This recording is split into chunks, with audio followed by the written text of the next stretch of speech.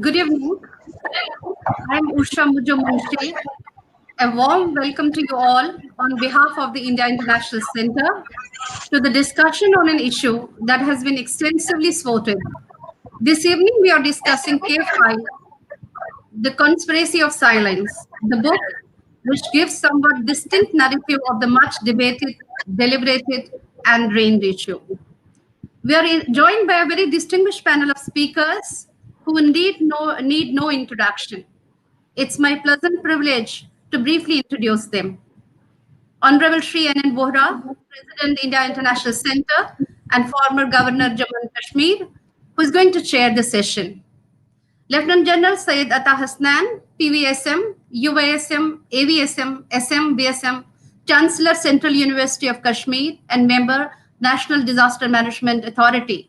Lieutenant General Hasnain has vast on-the-field experience of Jammu and Kashmir. Shri Sushil Pandit, human rights activist, founder Roots in Kashmir, an organization working for the rights of the Pandits.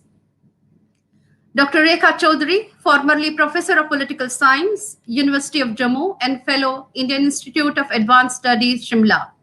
As an academician and a prolific writer, Dr. Choudhary has written extensively on various contours of prevailing issues in Jammu and Kashmir. Shri Bashir Assad, the architect of the book, who besides being author of the book is also senior journalist in Kashmir and a researcher. Once again, a warm welcome to you all. I request all the speakers to keep this audio in muted condition, and only the speaker who is speaking will be unmuted. I also request the audience to please keep posting your questions in the chat box. We'll take up the questions towards the end and try to accommodate as many as possible, depending upon the time left. With this, I request, I would like to invite Shri Vohra ji for his opening remarks to set the ball rolling and take the session forward. Over to you, sir.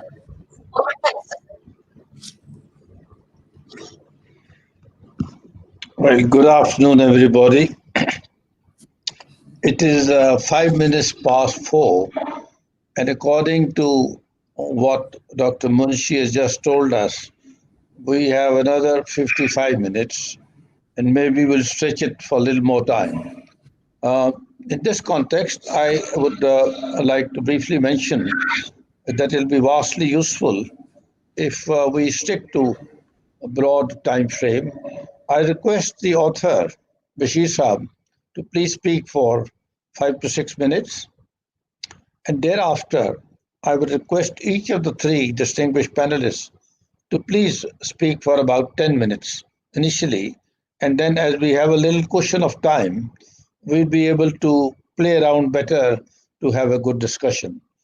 Now, I will not take more time in saying anything about the book at this stage, except to call upon the distinguished author to please speak to us. Bashir Saab.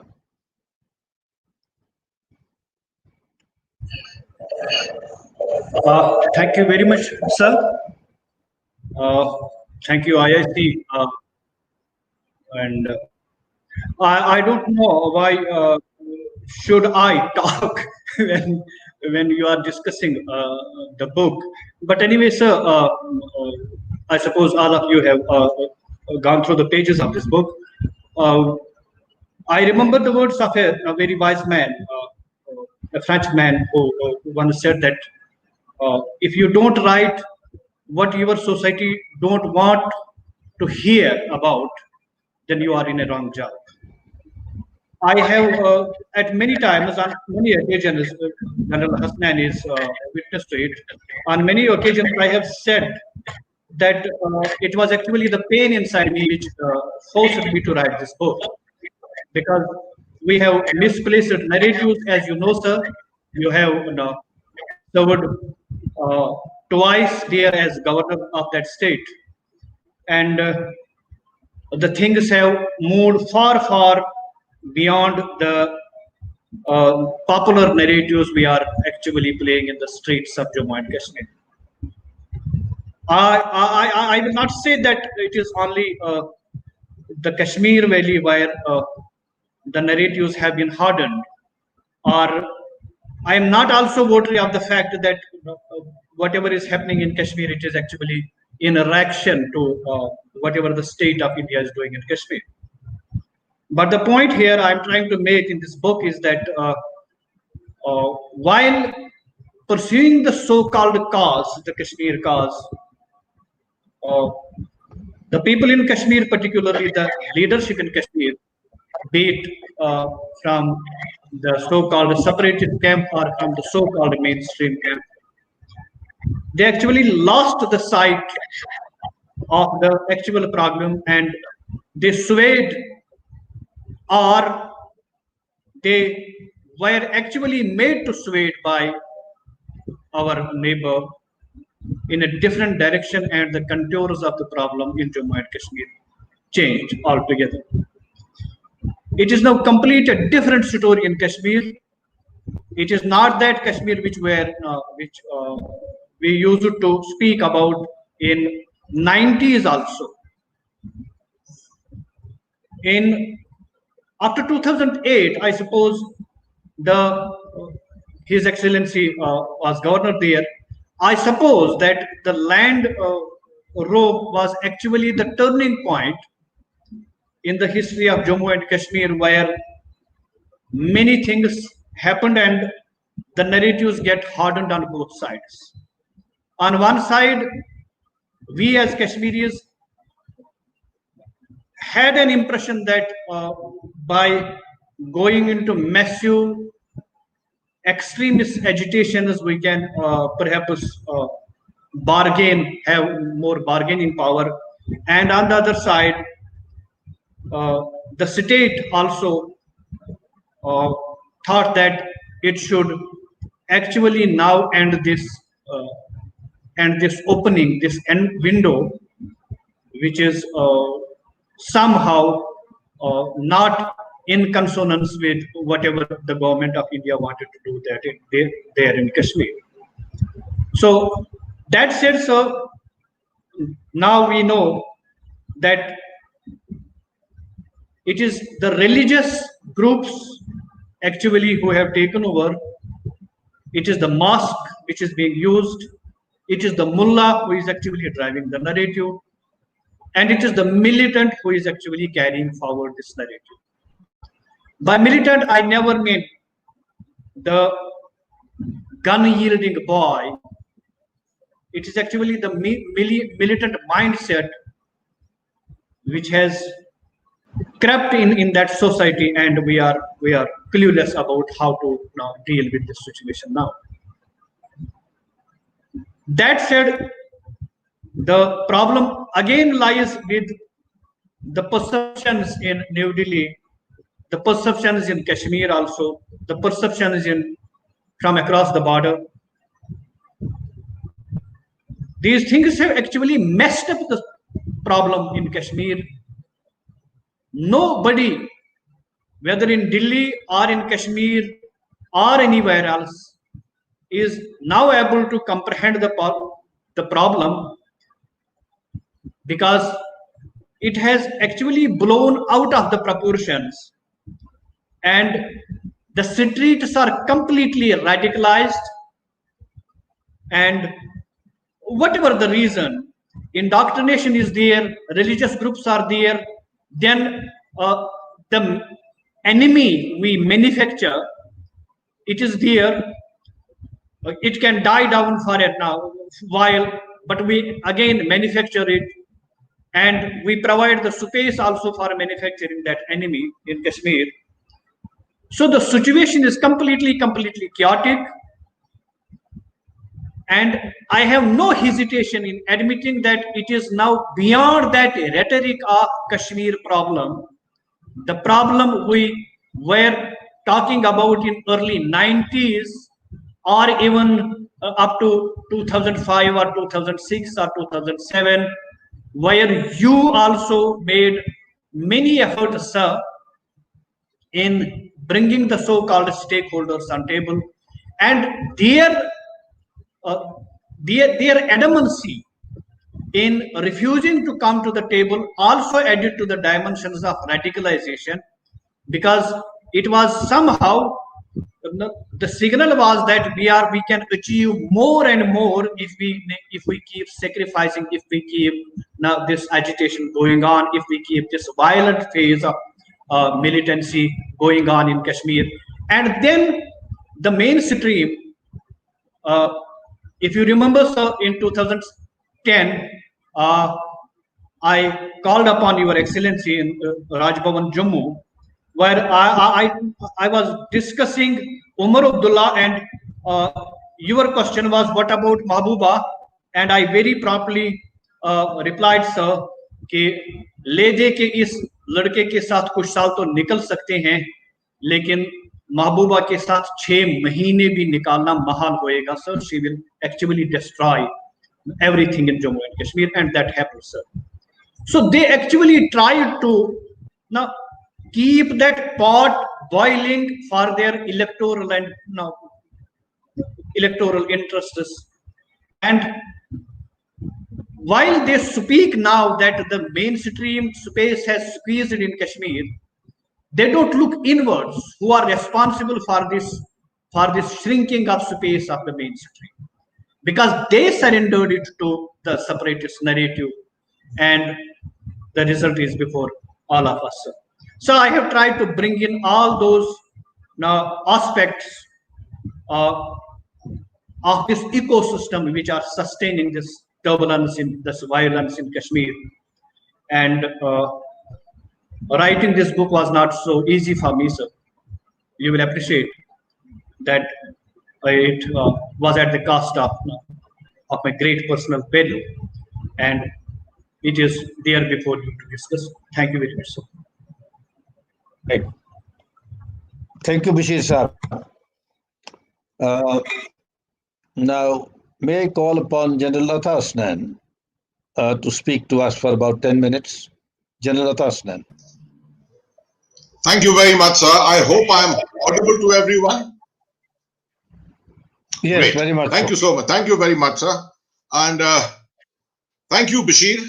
This is the 4th time I think you and I are speaking on your book. And I have been forced actually to read the book the 4th time. I'm actually grateful that I've been forced to read it the 4th time. And I'll tell you the reason for it. Because I think you describe a situation in this book which is so complex that 1 or maybe even 10 readings may not be sufficient for a person to really understand it. And especially if you are a person who has not been in Jammu and Kashmir, getting a perception, a feel of what the situation has been there, what it is there today, becomes well nigh impossible. So I wish to compliment you, because I find that each time I pick up your book to read and I go through your very well chapterized book, the titles of the chapters that are very self-explanatory, I rediscover every time and wonder that even while I was there, so in any number of times, was I actually following the correct path of countering separatism, countering the Pakistan narrative, etc., whatever I was actually tasked to do. Perhaps if I was doing it today, the same military role, I may have done it differently, because I feel that an understanding only emerges after a fairly long time. So compliments to you. I titled your book, actually in my own mind, I titled your book as a textbook on subterfuge. I'll say it again, a textbook on subterfuge. Actually, the whole Kashmir story is a story of subterfuge. And you have, because of your exposure there, your sense and power of observation, and your ability to record all that has happened, you have been able to achieve a tremendous thing. I would say that even last year when this book emerged, when it was released, perhaps people could not perceive exactly as to what was the significance of this book. This was the first time perhaps someone was actually putting down an internal narrative of how Kashmir needs to be watched, how Kashmir needs to be observed. Mostly people had a habit of looking at it through the security matrix, or through the development and governance matrix, or through the political matrix, or through the external matrix, not realizing that this was a mishmash of almost everything and more. And that is why having a singular approach to try and resolve anything would never lead to any major success. You are absolutely right in pinpointing the fact that 2008 was a turning point. And that was the year when His Excellency Mr. Vohra came to Kashmir and took charge. I was then the GOC of the Baramulla division. I remember receiving him and also taking him to the Sikh War Memorial there for the first time when he came there, the very famous War Memorial at Baramulla. 2008 was the classic year. Things changed. It changed from classic militancy, classic terrorism to the street battles. And the manifestation of the radicalization which you speak about in this book, actually emerged the second time in a very focused way. This is why I'm saying it's second time. The second time, firstly, of course, is the fact that there was a greater public involvement, there was a greater public angst, and that angst seemed to be driven by a very deep set ideological radicalism. The first time this happened was in 1990, the 19th of January, which is symbolized by 19th of January, although it was a much bigger event than just a single date. And I'm sure Mr. Sushil Pandit will do much more justice to that. The famous so-called genocide of the Kashmiri Pandits and their eviction from Kashmir in a classic case of ethnic cleansing. So we also tend to forget one thing, that all this subterfuge has emerged essentially from two things.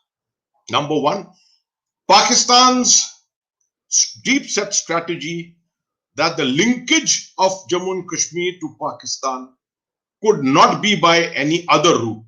It could only be through the ideological route. The historical and all other routes, the people to people route, etc., where would not go take them anywhere. It would be the ideological. And it is with that Pakistan worked throughout the last so many years and is continuing to work. And we were sometimes misled in our strategies. First of all, our strategies were always the yearly strategies. We always worked towards year-end objectives and never looked at the larger game and to see a 10-year or a 15 or a 20-year narrative, where would it take us? We were always concerned about absence of violence. How can we put down violence? And that leads me to that.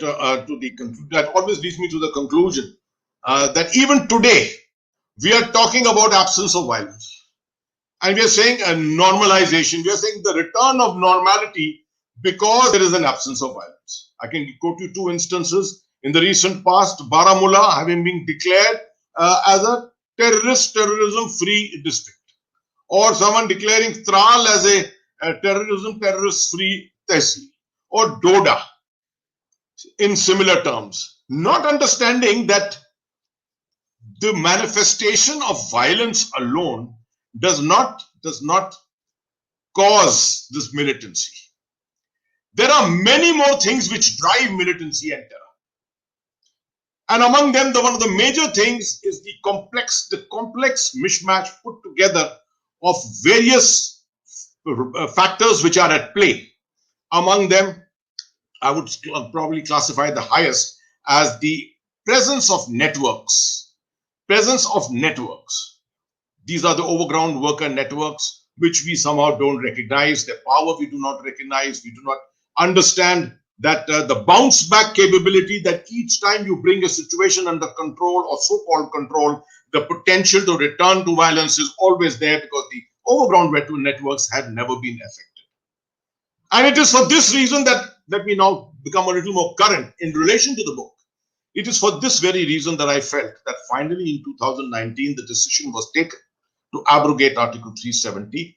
The linkages are very, very deep, very intricate, but I will say that the sense of exclusivity which persisted and which gave a rise to the idea of Azadi and the possibility of the achievement of the idea of Azadi is what was the driving force. It was the main driving force. And after 2013 particularly, and I'm sure Vohra Sahab would probably amplify the little more. 2013, I felt that the terror campaign, the militancy campaign was undergoing a change. A new leadership was coming in. Burhan Wani, etc., had all stepped in, and by 2016, Pakistan had taken the thing by its throat. This whole campaign by its throat, and the kind of activities which went through in 2016, starting with Pathankot, going on to the Burhan Wani agitation, going on to Uri, going on to Nagrota. All this probably finally led to the decision that something major had to be done. And notwithstanding the BJP's manifesto, which said that it would one day remove Article 370, abrogate Article 370, I think more than that, it was the compulsions of the strategic environment which were prevailing, which forced the government of India to undertake a very correct decision at that stage. Having said that, there are many obstacles to achieving the further integration. Many people in the public, in the common street, tend to believe that one single act of having abrogated 370 and 35A and having divided Jammu and Kashmir into two new administrative districts as union territories is sufficient to stabilize the environment and put an end to all separatism and everything, and you're going to have a final full integration of Jammu and Kashmir into the rest of India. I think you couldn't be further from the truth. If after 1 year you do an assessment, first of all, after 1 year, it is not fair to do an assessment the manner in which most people are doing it. This 1 year has been characterized first after the very, very momentous decisions of 5th of August last year. 3 months of consolidation of the internal security situation. Thereafter, the move of the Darbar to Jammu. Thereafter, a very, very severe winter. And thereafter, the COVID-19 pandemic. So really saying in the 365 days since then, where has the focus really come? So I would advise everyone to be patient on this whole issue, but at the same time be aware as to what are the issues, and this is where I'm going to end. What are the issues which will act as obstacles to integration of Jammu and Kashmir, final integration of Jammu and Kashmir. First is, I think, the internal lack of understanding. And for that, towards that end, Bashir's book should be considered a textbook. It really lays out the entire factors for you. The second is the idea of Azadi remaining very much alive. No attempts to try and dilute it. The dilution of the idea of Azadi, which to my mind is the center of gravity of this whole campaign, this needs to be taken by its throat. The third, the lack of any seriousness in tackling the Kashmiri Pandit issue, because this is intrinsically linked. We may achieve anything, but unless you ultimately stabilize sufficiently enough for the Kashmiri Pandits to return, you cannot have a final return and you can't have a final integration of Jammu and Kashmir with the rest of India. Fourthly is the Pakistan factor. Pakistan has not vaporized. All the terrorist camps are still there. Infiltration is still being attempted. The overground worker networks are still very much intact, although a tremendous effort has gone to dilute them in the last 2 years, since 2017, 2.5 years on. I would say that influence operations, unless we have greater focus on influence operations, everyone is talking about governance. Governance will come. The efficiency of the government of India will ultimately manifest. But it is the aspect of influence operations which are very strongly being carried out by Pakistan, and it's only because of the absence of 4G that the effect has not been felt so far. We will have to one day risk the full opening of 4G, and we will see what will be the final result of that. And lastly, what Bashir's book really focuses on, the aspect of ideology and religion used as a weapon. What are the answers and what are the counters that we have for it? I don't think this issue has been understood, that ideology can be used as a weapon, and unless our intellectual community gets deeply involved into this, I don't think we are going to find answers. I'll stop here and wait for some questions which may emerge to us again. Thank you very much, Jay. Thank you, General Hasnain. I will now call upon Mr. Sushil Pandit to Please address the gathering.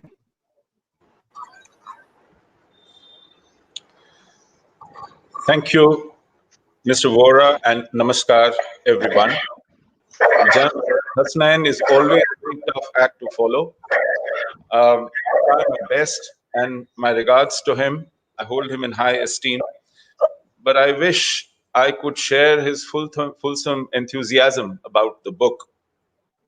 I found the book very interesting reading. Indeed, if I would sum it up in one word that literally goes through like a thread from beginning to end, that word is lament. It laments about failures, it laments about losses, it also laments about utter stupidity of some of the players there, about their poor strategy, and it laments about even the future that we are staring at, which isn't too inspiring. This book is also a bit of a confession at several places. It does stereotypes, which I sometimes do end up resenting. At places, it is inaccurate.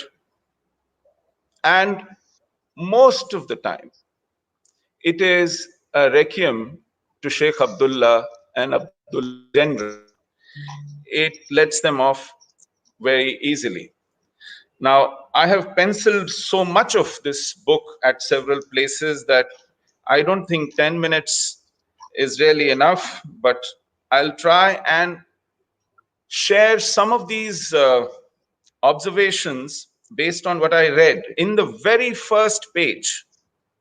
And this is where I think my opinion got set when it says, the mishandling and the unjustified infringement upon the rights of Kashmiri subjects in India is a historically, politically, and constitutionally established reality. See where the author is coming from.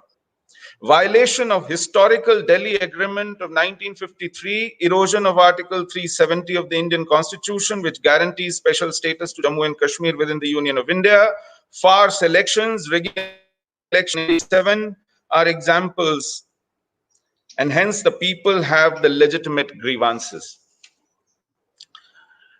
I didn't have the time, I don't have the time, but I'd like to know, where are these infringements?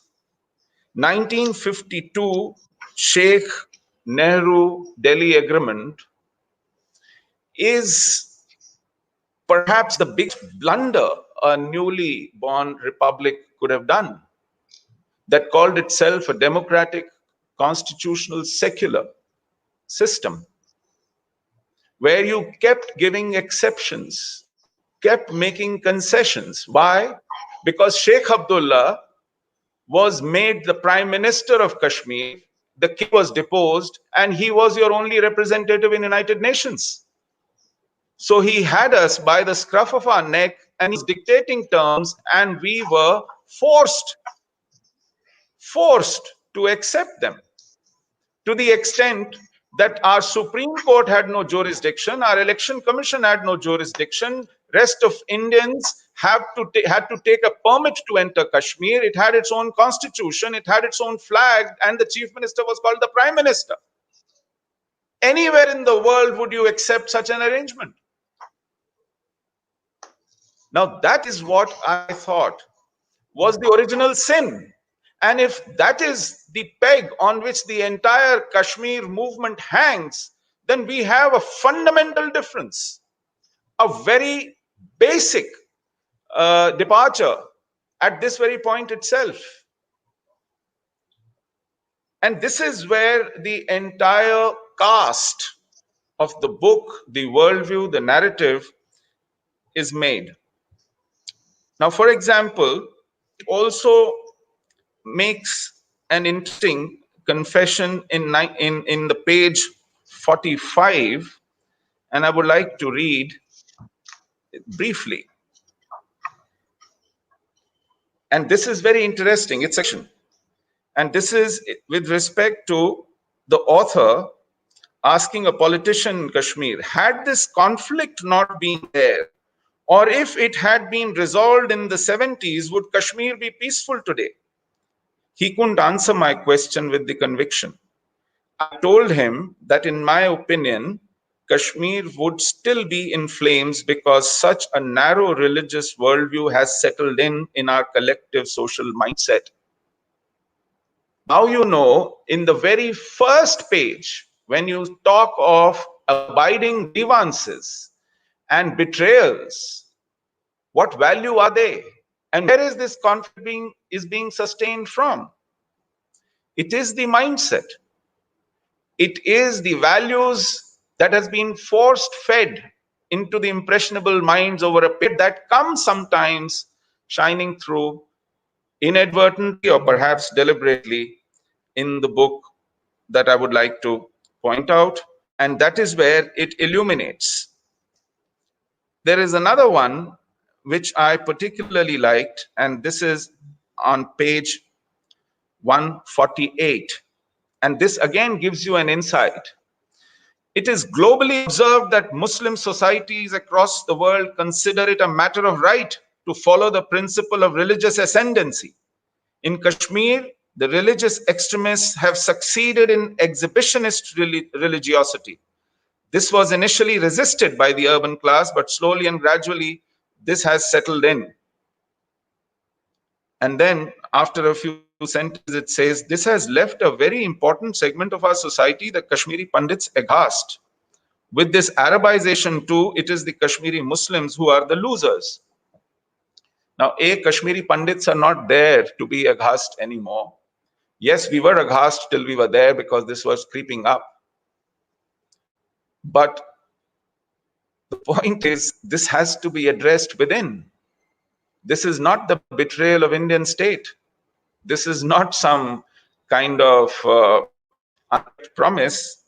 It has been allowed to, the ferment has been allowed to set from within. And this book is, when I say a confessional, it does come shining through here. About Kashmiri Pandits, I have a couple of bones to pick. When I saw the author in remarkable candor, I was expecting a little more than what he's able to say about us. On page 142, he says, let us consider the opposing narratives of Kashmiri Pandits and Muslims. KPs have consistently and unequivocally stated that they were driven out of their homes by the Islamic militia and their sympathizers.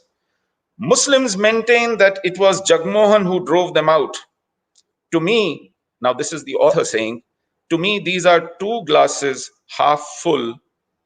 Maybe we should pour them into one. I think this great deal of temptation to pick a middle path, to try and strike a balance, which irritates. First and foremost, you rarely find a person from Kashmir who doesn't mouth this, now worn out theory that Jagmohan kicked us out. Now, if somebody is willing to be honest and candid, says, no, the truth lies somewhere in between, it makes me disappointed, frankly. And later in that chapter, on page 144, there's another line that says, and this is quite welcome, that Kashmiri Muslims cannot exonerate themselves of the responsibility that the Pandits had to leave their homeland. We should accept it, apologize for it, and ask Pandits to return back to build Kashmir collectively. Kashmiri Muslims, by and large, want Kashmiri Pandits back. The political class has done politicking on this issue and has never been serious about their return. Now, it's very perfunctory kind of conclusion. It is like ritually ticking a box that I have also said that Kashmiri Pandits should come back. Everyone in Kashmir says that they should come back. Kindly illuminate as to how do you think we will come back? Where do you think we will come back? Under what conditions? Who will dictate this? There are specific and competing options laid out very elaborately. You choose not to commit yourself one way or the other, just as you don't in several other places, and that leaves me a little disappointed. And I must reiterate here, disappointment is always expressed when the expectations rise. This book does give rise to expectations in places, which is why I feel encouraged to express my disappointments, and they should be taken in right spirit. Reinforcing stereotypes. I would like to read out is very often said that, Kashmir had this famed harmony between its Kashmiri Pandits and the Muslim population, that there was great Sufism for centuries, which nourished this bond. I think it's about time we start realizing and saying the truth, because this exaggeration is unsustainable. One of the Sufis was Shah Hamdan, right? The one who built Khanka-e-Maula. You only have to read his book where he gives 20 conditions for the Hindus of the day. And this is about 14th century, when we still were a majority in Kashmir. Those conditions, Zakiratul Mulk, just in case somebody wants to refer, that man lays down for the Sultan how Hindus would live. The most humiliating and restrictive conditions. Or for that matter, refer to Tuhfatul Ahbab. Again, a missionary in Kashmir whose name is Shamsuddin Araki. What he does to Kashmiri Hindus. The fact that these issues did not suddenly crop up in 70s and 80s or 90 is a fact. We didn't dwindle into low single-digit minority just like that, evaporate in thin air. We have been subjected to a genocide of centuries. And it is about time it was accepted. It cannot be papered over. And it is not quoting just Raj Taranginis written in Sanskrit by the then Kashmiri Pandits. Read Tarikh-e-Hasan, a Muslim Kashmiri historian who wrote in Urdu. So we need to rescue truth from these stereotypical reinforcement of narratives for which the time is over. There is also a great deal of support for Sheikh Abdullah, how democratic he was, how secular he was. And I must spend a little time here. Sir, if Sheikh Abdullah had been a Democrat, he wouldn't have stuffed the very first election in Kashmir that was handed over to him on a platter by Nehru, with his own people rejecting the nominations of all his opponents. 73 out of 75 people he stuffed into the Constituent Assembly as unopposed. That was the Democrat Sheikh Abdullah, a secular Sheikh Abdullah. You talk about him converting his Muslim conference into national conference. Yes, everybody must know that he was a co-founder of Jammu Kashmir Muslim Conference in 1932.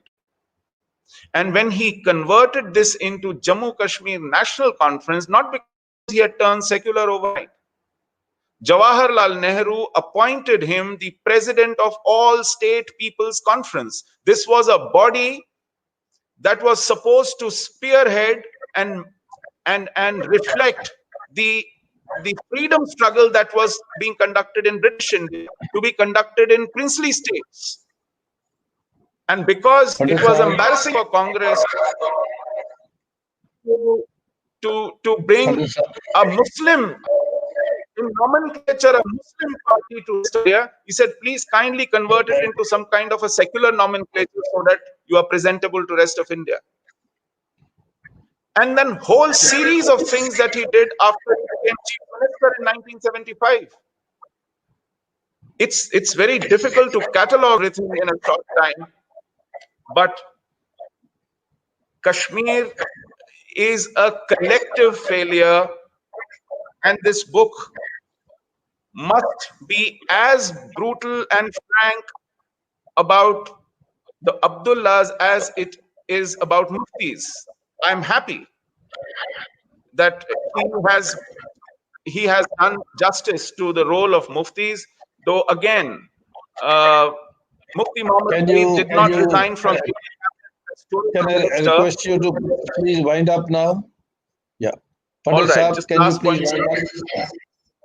Yes, I'm winding up. Last sentence. Mufti Thank you. Muhammad Saeed did not resign from Rajiv Gandhi's cabinet because of Meerut riots. Meerut riots took place in 1987. He resigned in 1986. He resigned because the locks of Ram Janmabhoomi temple were open.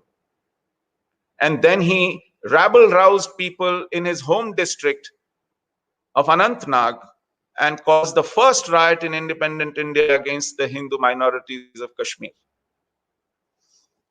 There are several such cases, but as I said, time is very little. Thank you so much, sir, for putting me over and bearing with my observations. I'm grateful. Thank you very much, Pandit Saab. Thank you. Can I request Professor Rekha Chowdhary to please express her views? Thank you very much for reading and presenting views on this book. Uh, you know, this one perspective has been missing from the Kashmir discourse. We have been talking about all other kinds of perspectives, the external perspective, India, Pakistan, Delhi, Kashmir, even internal, inter-regional, we have been talking a little bit. But somehow this internal, very, very internal perspective to Kashmir has been missing. And as we all know that the whole conflict issue is very, very complex and it's got various layers.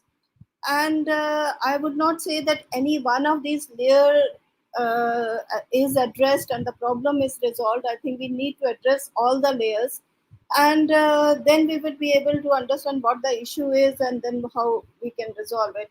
In any case, this is a complex issue, and as the book very clearly tells us that means it is much more complex than it appears to be, and so we need so what Bashir is writing in this book is, as I said, is very internal critique coming from an ex-Jamati who leaves the Jamaat and who is a Kashmiri Muslim, who is part of whatever the politics is there at that time, and he is giving an internal assessment as to what is happening in Kashmir. A number of things which are very important for us to understand. The first thing is that the problem doesn't remain the same. He is saying it again and again, that don't look at the problem as to what it was in 70s or 50s or it was even in 90s. The problem has taken a different form and different shape, and we need to recognize what is its present form and what is the present form and how it is different from his earlier form. That is saying that earlier it was much more political, and whatever the discourse was, it was azadi, and now the discourse has shifted to the Nizam-e-Mustafa. So from political it has shifted to religious. That's a one change that he wants us to see. The secondly, and he wants us to see that the even the kind of religious discourse is about not about something ordinary religion. It is very extreme, hardcore form of religion, and he is talking of indoctrination, he is talking of propaganda, he is talking about how the present youth's mind has been totally corrupted and poisoned, and in the sense that even if you address, even if you give them, and he writes it in the book, even if you give them autonomy, if you give them all those things, and up later they are not ready to even listen to you. So because their minds are working in altogether different direction. So that is what his major central point of the book is, that now the conflict in Kashmir and the Kashmiris have become Arabized. They have become much more religious, and they are not talking in terms of the political struggle with which it started. So we need to understand that the conflict, although it is in continuity, but it has changed its form, and I think that is what this book is trying out to for us to see, that what is it the present form. Secondly, I think from internal perspective, he's giving a very good understanding, a perspective as to what is happening about what is called the struggle. He's very clear this is a directionless struggle. It's not going anywhere. The separatists are not in control of things. I think maybe they do not know. They do not know, and he says it again and again that even these separatists are not are not even autonomous. They do not even know because they are so much controlled by Pakistan. And he is also saying that Pakistan is an important factor because it is Pakistan which is driving the separatists. And talking to separatists is of no use because they will not, and he has given the reasons, he given the earlier illustrations as to how many times they were given the opportunity by the Indian state, but they never responded because they could not, because they were not free, and they could not talk because Pakistan was not interested. So talking to the separatists is of no use. More important thing is that his analysis of what makes these separatists and what is the linkage or what is the relationship between the separatists and the common people. And in one of the parts of the book, he says everything in Kashmir is fake. Only thing which is real is the sentiments of people and the grievances of the people. Everything else, which is like whatever is reflected on the surface, and which is what, and he makes a very good distinction between the separatists on the basis of caste and class. He said these separatists represent 3% of the mullah class, the elite, and they are sending their own children to giving the best of education. They are keeping them safe, but they are indoctrinating the rest of the population who come from the much less favorable social background, and they are indoctrinating them, and they are letting, and basically saying that whatever is happening in Kashmir is a killing field, and people are choosing that killing field. I think that's a very important question, and it's very bold to ask this question because in Kashmir, for example, this whole discourse of now and never, which took place in 2016, people thought that they are going to get something, that this is the last thing, आखिरी लड़ाई है, इसके बाद कुछ मिलेगा. In means like one really is astonished to know that how these young people who know that once they are outside on the encounter sites trying to stop the security forces, they will be killed. And nobody in Kashmir is stopping them. The separatists are not stopping them. And a very important point which Bashir is making is that somewhere this violence is becoming very, very legitimized. Civil society approves of it, and he has got a very critical understanding of the political class, the bureaucracy, the intellectuals who he says that they when the political class, basically he's referring to the PDP and Mehbooba Mufti and Mufti Syed, and how these people are using the Jamaat and the militants for their own self-interest. So he's very critical about the political class, but he's also critical about the bureaucrats who they say they are with the state, using the state power. They are very, very corrupt. But once they retire, then they are like either part of some masjid committee, and they are enforcing the boycott, not letting the educational institutions be opened, and all those things. Similarly, the intellectual class. So I think one important point is making, which I think Kashmiris need. I think this book is written for the Kashmiris, and Kashmiri must read this book. The very important point is that, when you are criticizing the Indian state, Indian security forces, when you feel that you can do so very freely, but you do not have the right to do so when the militant or the separatist is doing the similar thing. Means nobody criticizes the militants, nobody criticizes the separatists. So this is a point which is means it says that this whole movement is authoritarian. The leadership is authoritarian, and the people are not free, and there is not only psychological pressure, and he's talking about psychological pressure, that how people are targeted as kafirs, as stooges, as the agents of the center. So means that's a psychological pressure, but beyond the psychological pressure, there is a physical pressure, that is like people can be eliminated, and which is happening. So I think another very important point, I think this is what the Kashmiris need to read and understand what is happening. One important point which he makes is about the diversity of Kashmir being lost, and the Kashmiri Pandits being forced to leave Kashmir, and that is where the problem lies. That is where he is saying that the whole Islamization, the radical Islamization, the extremism which has come is because the Kashmiri society has been homogenized. There are only Muslims. And then within the Muslim, there are different schools of thought. And besides the Jamatis, there are Wahhabis, there are other schools of thought which are there, which are competing. And as already has been said, now the Islam is more exhibitionist Islam. It's more to show that everybody, and how this means, although he gives a background, and I think a lot of the book has to do with the Jamaat-e-Islami and how Jamaat-e-Islami has been playing this role silently, and how it has been held by other forces. But I think what he's saying, like that, how with the Kashmiri Pandits gone, it's all Muslim society, and it's a different society. It's a very radicalized society. And here again, I think, as rightly said by Sushil Pandit, the whole question of Kashmiri Pandit, I think Gen Ata Hasnain also said that the question of Kashmiri Pandits and this whole Kashmir conflict, this very much linked.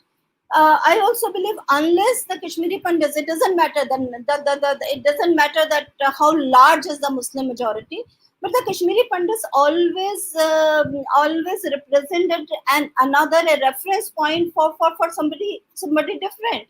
And it's important that they should be there. How it happens, that is for the state to decide. That's for the civil society and other forces to decide. But the book gives a message that this is a very important question. I was looking at what he has to offer. He offers he says, like, certainly talking to separatists is of no use. Talking to Pakistan, we do not know what is in the minds of Pakistan. In any case, in Kashmir, I think already there is the whole peace process has been discredited on both sides, on Indian side and in Kashmir side. So what he is offering is I won't say the book is nihilistic. The book is I would not like to read it as a nihilistic book, because at the end of it you have to offer something. What I can read under the lines, because he's saying it again and again, that of course dealing with all these things, religion and all these things is important, but somewhere he's saying that dealing with the political is also important. And I think one thing which one can see is that the faith in means, rather than talking to the separatists or the leadership mainstream or the separatists, the more important is building the confidence among the people, Kashmiris who feel betrayed, Kashmiris who feel like, and that is where I pick up his sentence, that everything else is fake, but the grievances are real.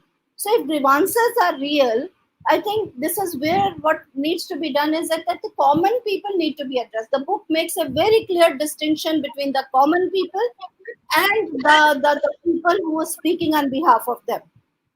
So I think the one message which the book gives is that this is the common people. These are the grievances which the people have, and somehow their confidence needs to be built. It might be a very, very slow process. It will take long time.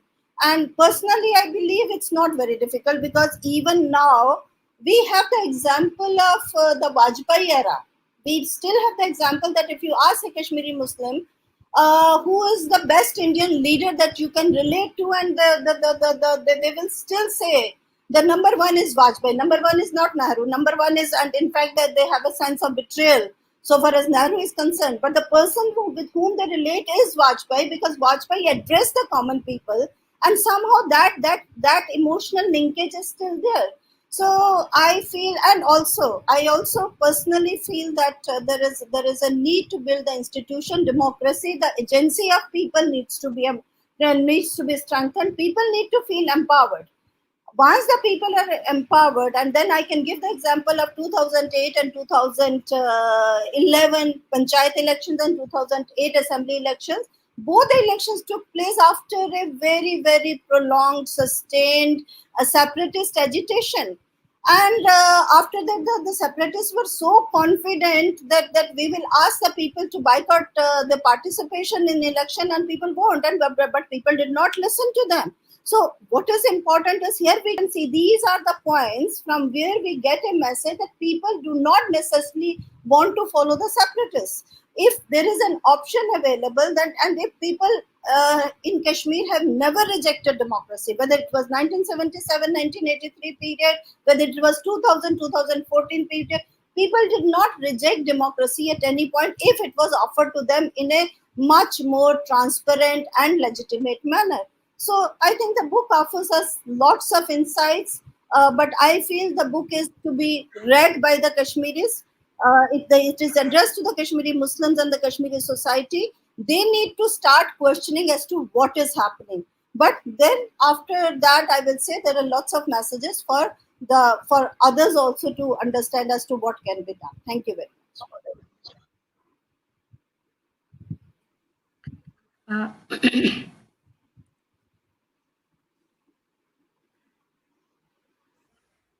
Sir, what is the number of questions you have? sir, we have received quite a good number of questions. With your permission, can we start Now it's with the 4:59. questions? So we can take up 2-3 questions because Yes, sir. notwithstanding the number you We have received around 11 questions, but we can बताइए take फिर 3 or शुरू 4 कीजिए questions. बताइए पहला कौन सा है which is the first one? Right, sir.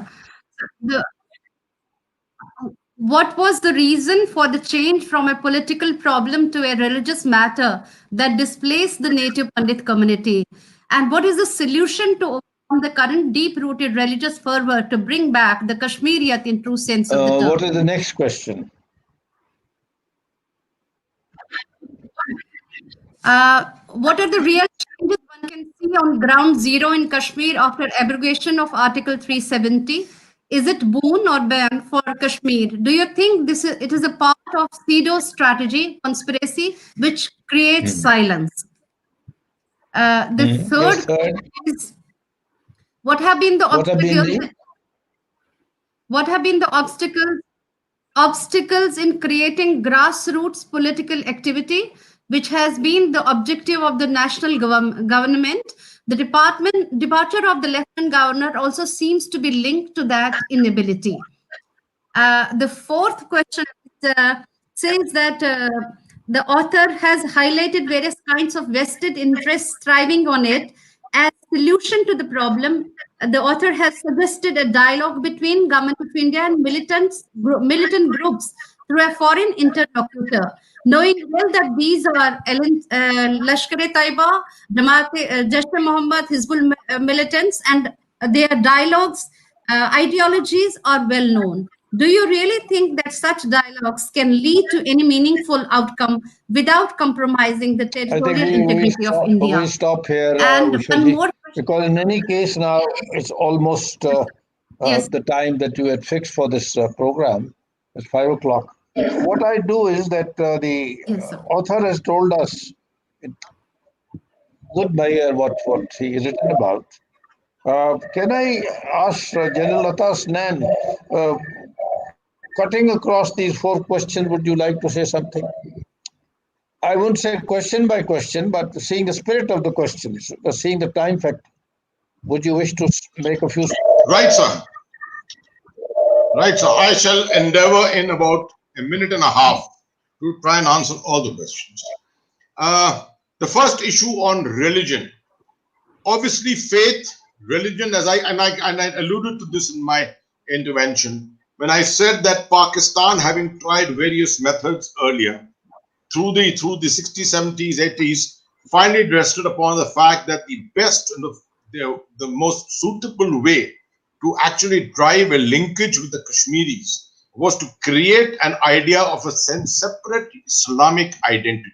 that had not been attempted sufficiently, and that if the concept of Sufiyat or the concept of secular India was permitted to prevail in Kashmir, then Kashmir would always be linked to India and not to Pakistan.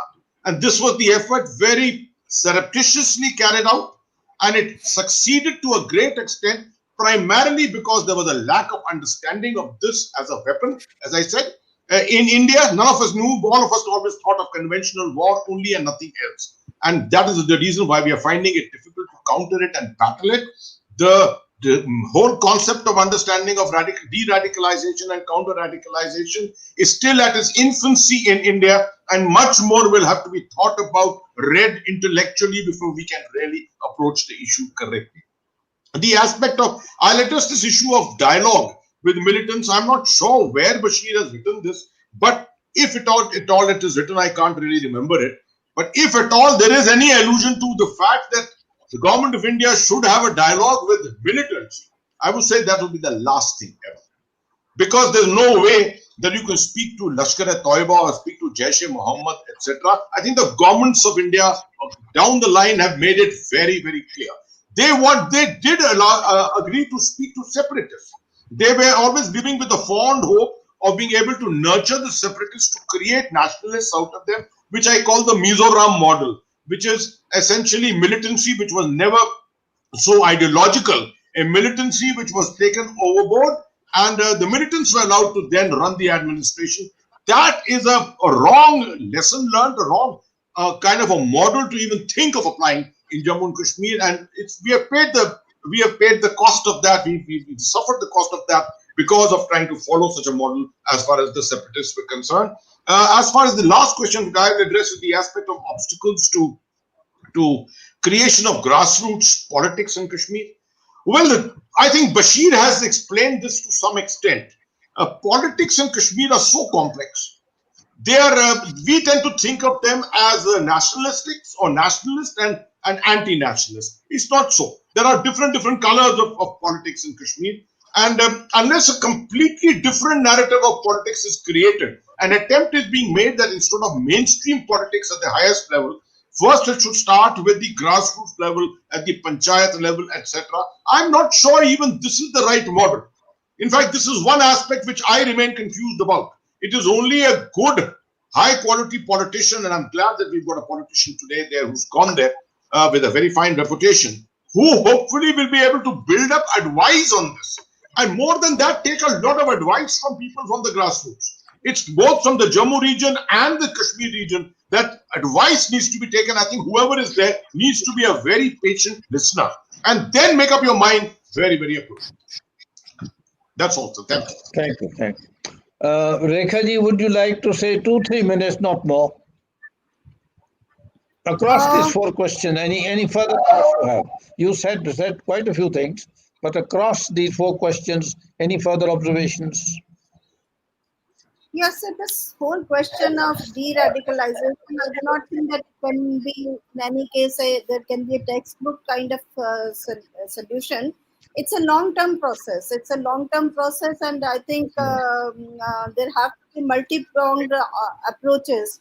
One thing which Bashir has also written, it's like that we are not doing enough talking.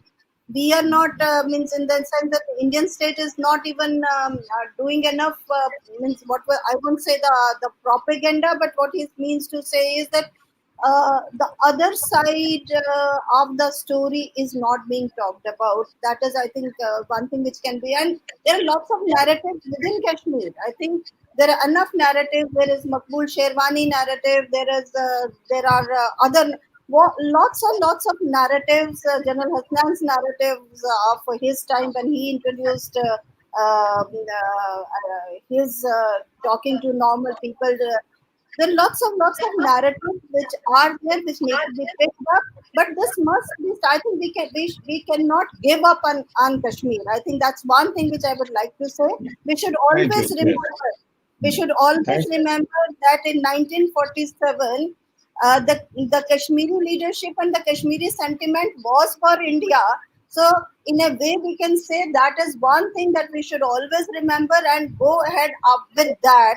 That if they had chosen India over Pakistan in 1947, we should not give up on Kashmir, and there are lots and lots of ways in which this can be done. Thank you very much. Sushil साहब, कुछ 2-4 minute में कोई what you like to say about these 4 questions? Yes, sir. Thank you so much for the opportunity. Uh, First and foremost, any suggestion of engaging with the terror outfits, the jihadi outfits, is out of question, as General Hasnain said. This will be suicidal for the Indian state to even legitimizing them as as an angle to engage with in talks, in negotiations. As far as the return of Hindus to Kashmir Valley is concerned, which was one of the earliest questions, my only insistence is that we should stop treating them as kind of flood victims and earthquake victims, call them migrants and displaced people. We should acknowledge what happened to them. It was nothing short of a genocide. They are still awaiting justice. The victims and survivors have not received justice. Their killers are still roaming free. Some of them have become social icons, political leaders. They must face the cost and consequences. An Indian state has been dragging its feet on this issue. There's no acknowledgement. And third, it has to be acknowledged and it turned into a policy or a proposal that Kashmiri Hindus cannot be just repatriated back to the valley to tick mark a box as a commitment kept. They cannot be spread thin and handed over as sacrificial lambs. We need a one-place settlement which we can defend and where we can raise a community to rebuild our identity. We need our share of Kashmir Valley. This is a legitimate aspiration. There is no engagement there, and unless the state apparatus, the policy establishment engages with the people it claims to work on behalf of and is committed to deliver them back to the state, it must engage with them and realize from them as to how they must move ahead. Finally, Kashmir problem, as author has reiterated, ceases to remain a political problem. It has now become a civilizational war, a war of identities, a war of narratives, and it need to be fought as such. Unless the Indian state and Indian public opinion is suitably molded, and the issue of expulsion of Kashmiri Hindus brought into sharp focus, and the real nature of this challenge, as brought out so eloquently by Bashir Saab, highlighted. Because even in the foreword, General Huda seems to be dragging his feet, saying that I may not, agree with some of the harsh conclusions of the author about various sections of Kashmir society and his inferences on that. We as a state, as a country, as a polity seems to be reluctant to accept that fact, even when an insider is putting it on a platter for us to see. That reluctance, squeamishness, that hesitance now must be gotten over, and we must see the truth for what it is. And that is something that the book does wonderfully. Thank you so much for the opportunity. Thank you very much. Now, all of you have very efficiently ensured that there's no time left at all for me to say anything. Nonetheless, I will seek your indulgence, speak a few minutes. First of all, I would like to compliment the author, Bashir Saab.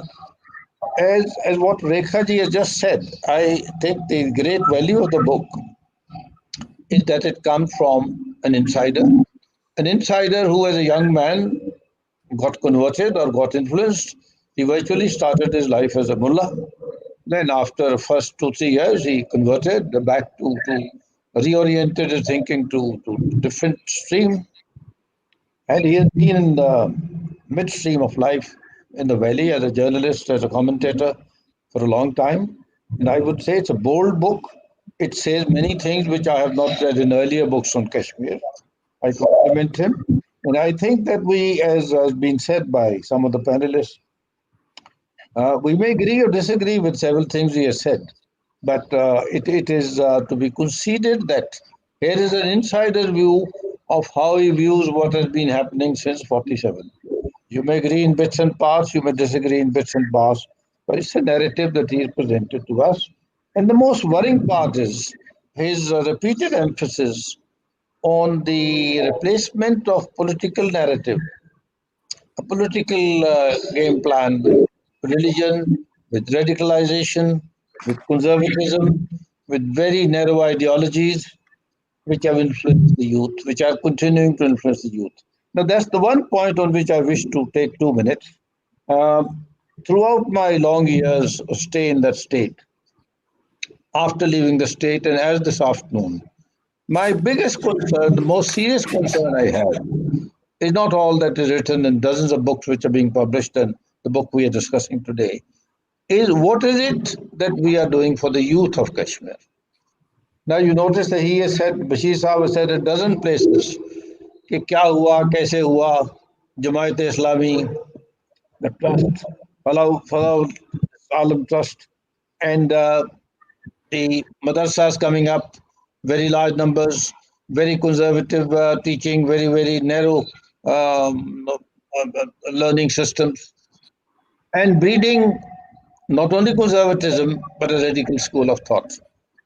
इसको छोड़ दीजिए मैं कहता हूं जो सबसे बड़ा नुकसान हुआ है in the last many years is that whatever is the form of resistance, separatism, protestation, expression of dissatisfaction with the established authority, you call strikes, you call hartals, school बंद हो गए, कॉलेज बंद हो गए, यूनिवर्सिटी बंद हो गई, टेक्निकल ट्रेनिंग इंस्टीट्यूट्स बंद हो गई, 1 महीना 2 महीने 3 महीने 4 महीने वो सेमेस्टर चला गया, बच्चे का दूसरा सेमेस्टर गया, साल चला गया. Now, whatever else we decide in the political arena, governance arena, and so on that we discuss from morning till night, where is the next generation we want to take over the governance of the state? The up and coming, the youth of today. इनके बारे क्या सोचा है? इनके बारे क्या करना है? If they are going to be victims of what we have been doing to them for the last so many years, to which great number of years I've been witness, Gen Ata Hasnain has been there, Rekha has been teaching in Jammu, writing earlier also. Now the point is that civil society, separatist groups, separatist leaders, mainstream political leaders, I have not heard a single loud voice to leave education apart. Not only that, we have now gone well into the system. We have corroded it, we have eroded it, we have reoriented it to path of radicalization, and forcing, virtually compelling young boys and girls, mostly boys, to pick up the gun or do things which with their parents had never dreamt of. So I would say that amongst the many other things, General Hassan, which you talk about in your various discussions, I would say that we need to focus very sharply on the immediate and short-term attention that we need to pay. We can't wait for the next 10 years of things getting all right and, governance and elections and Panchayati Raj and all that will happen. What are we doing about the education system? What are we doing about protecting and preserving and guiding and encouraging the youth of the state? ये बात मैं कहना चाहता था आपको. May not correlate very legitimately with what Bashir Saab has said in his book, but the main point is that there are a number of issues. Let us not try to beguile ourselves that there are no issues. There are many issues: governance issues, political issues, religious issues, international issues, Pakistan factor, now more recently China factor, so on and so forth. Well, the government of the day will deal with them. We will all deal with them as time passes. But the main thing is, in the current context, in the immediate context, ये बच्चों का कौन सोच रहा है? इनके बारे क्या हम कर सकते हैं और कर रहे हैं? So with these few words, now it is Usha ji is 5:17. I'm sorry, it's gone past our promised time. I would like to once again, on behalf of the India International Center and my own behalf, thank the author, for sparing time to come here, and each of the three panelists, distinguished panelists, for reading the book and expressing their views here. I think our talk, dialogue, discussion is extremely important. We must carry it on, carry it forward. And whatever Bashir Saab had in mind when he talks the conspiracy of silence, we must break the silence. We must carry the dialogue forward. Thank you very much, each one of you. And thank you all, Thank the you. viewers and those listening in. I apologize to everybody who is listening in today for not having the opportunity to raise questions and have them answered in the way we used to do when we used to meet physically. And I also look forward to a very early time when we'll be able to meet in our conference rooms, our assembly halls, and larger gatherings and be able to answer all the questions. Thank you very much once again. Thank you, sir. Thank you very Thank you, much sir. to all the speakers for the wonderful and vibrant discussions, and the audience for joining and staying with us through and adding to the deliberations with their active participation. I once again thank you all the speakers and have a great evening. Thank you very much. Thank you, sir. Thank you. Thank you.